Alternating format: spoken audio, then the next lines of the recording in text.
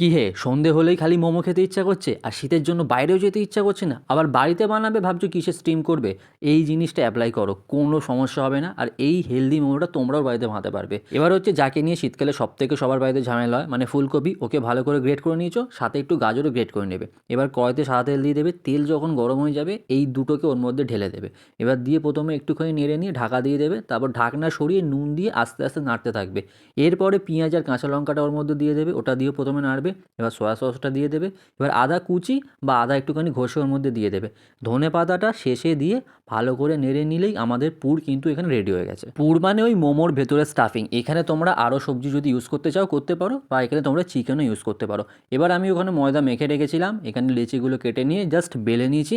এবার পালা হচ্ছে মোমোর ভেতরে স্টাফিং দেওয়া। এটা অনেকের কাছে খুব কঠিন লাগে, আবার অনেকের কাছে খুব সহজ লাগে। এটা তোমাদের মনের মতন তোমরা দিয়ে দাও।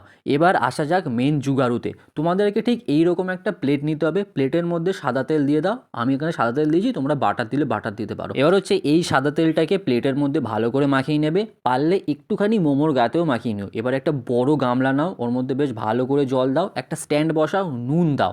নুন দিলে কিন্তু বাষ্পটা বেশি ভালো করে বেরোবে। এবার ওই বাটিটা এর উপরে বসাও, তার উপরে একটা গামলা দিয়ে পুরো ঢাকা দিয়ে দাও। 10 থেকে 15 মিনিট মতন কিন্তু আমাদের পুরো মোমো তৈরি হতে লাগবে। যখন মোমো তৈরি হয়ে যাবে একটা থালার মধ্যে সস নাও আর এই মোমোগুলোকে রাখো। এবার গরম গরম বাড়িতে খাও এইরকম হেলদি ভেজ মোমো, যেটা খেতে কিন্তু দুর্দান্ত হয়। আর এইরকম জুগাড়ো স্টাইলে একবার তৈরি করে দেখো, তোমাদের আর দোকানে যেতে হবে না। কেমন লাগলো অবশ্যই কমেন্ট করে জানিও, শেয়ার করতে পারো তোমার মোমো লাভার বন্ধুকে।